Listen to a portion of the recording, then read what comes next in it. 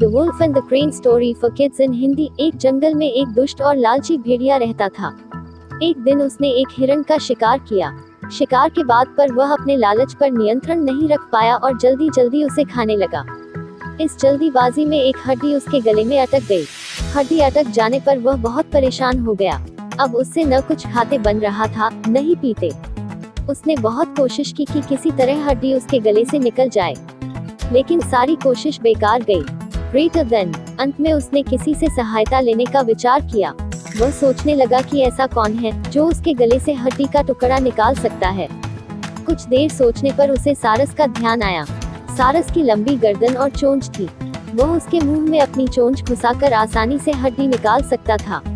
बिना देर किए भेड़िया सारस के पास पहुंचा और बोला, सारस भाई, मेरे गले में एक हड्डी अटक गई है। क्या तुम अपनी चोंच से वो हड्डी निकाल दोगे?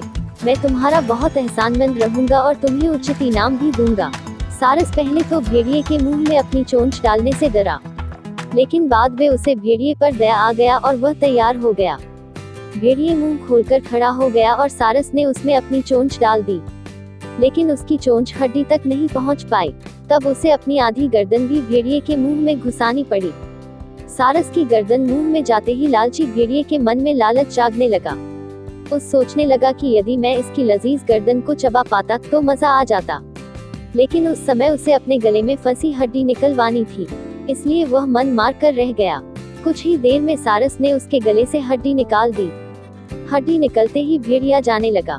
न उसने सारस को धन्यवाद दिया, न ही इनाम। सारस ने उसे रोककर कहा, मेरा इनाम कहाँ है?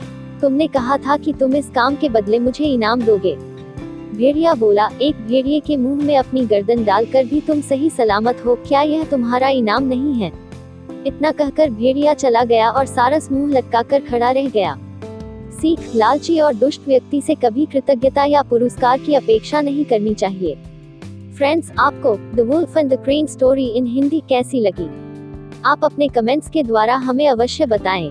ये एनिमल स्टोरी इन हिंदी पसंद आने पर लाइक और शेयर करें। ऐसी ही और फेमस ईसॉप्स, फेबल्स और story for kids in Hindi पढ़ने के लिए हमें सब्सक्राइब कर लें।